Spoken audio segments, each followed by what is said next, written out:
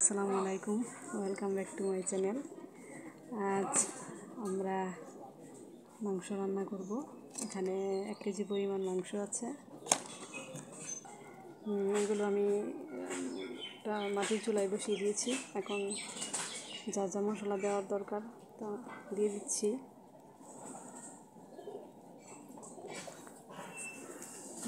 এখানে পেঁয়াজ, রসুন, তারপরে হচ্ছে জিরা, আদা বাটা, পরিমাণ মতো মশলা দিয়ে দিলাম। এখন হলুদ গুঁড়ো দিয়ে দিব, মরিচের গুঁড়ো,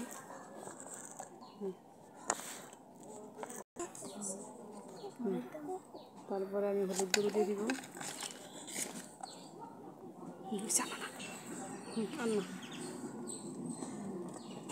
তারপরে ধনিয়া গুঁড়ো দিয়ে দিলাম, তারপরে সবশেষে লবণ,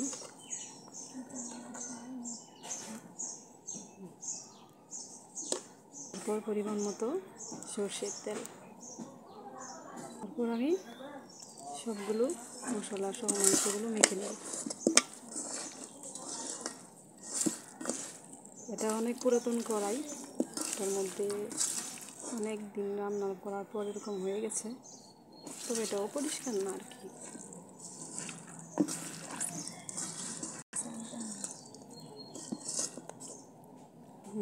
এটা আমি কতক্ষণ রেখে দিব ঢাকনা দিয়ে ঢেকে।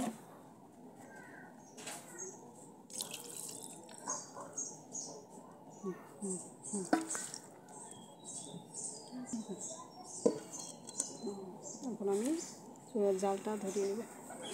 জালটা ধরিয়ে নিলাম।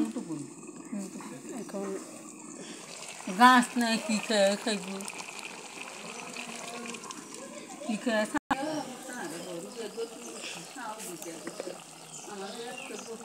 এখন আমি অল্প পরিমাণে গরম মশলার গুঁড়ো দিয়ে দিচ্ছি,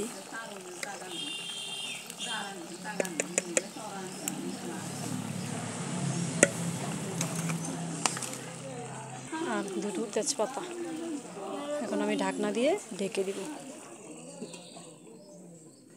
5 মিনিট পর আমি এটা একটু নেড়ে দিব।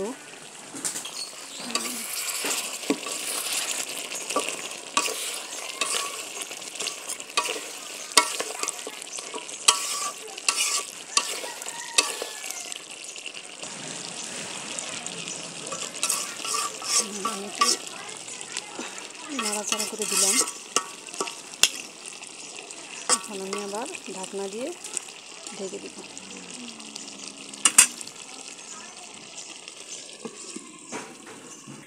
আমি 5 মিনিট পর আবার একটু দেখে নিলাম।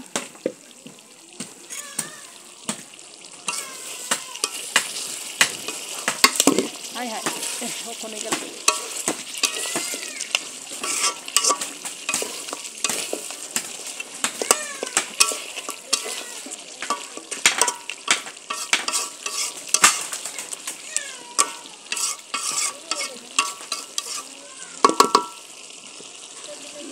তারপর আমি আবার 10 মিনিট রান্না করে নিব। মাংসটা কষানো হয়ে গেছে, আর এই পর্যায়ে দিয়ে দিব গরম পানি পরিমাণ মতো।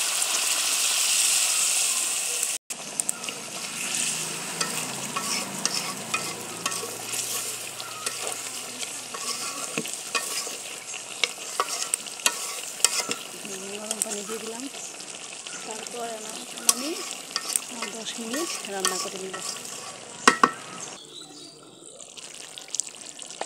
এই পর্যায়ে আমি দিয়ে দিব 2টো আলু।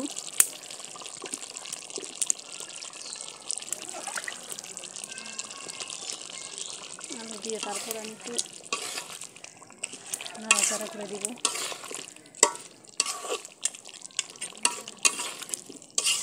ভিডিওটি ভালো লাগলে লাইক কমেন্ট করবেন, শেয়ার করবেন, আর আমার চ্যানেলটি সাবস্ক্রাইব করে পাশের বেল আইকনটি বাজিয়ে দিবেন।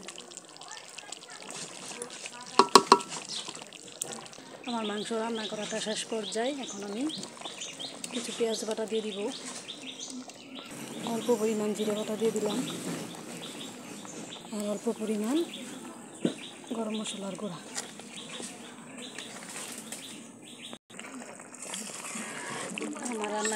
আমার মাংস রান্না করা হয়ে গেছে।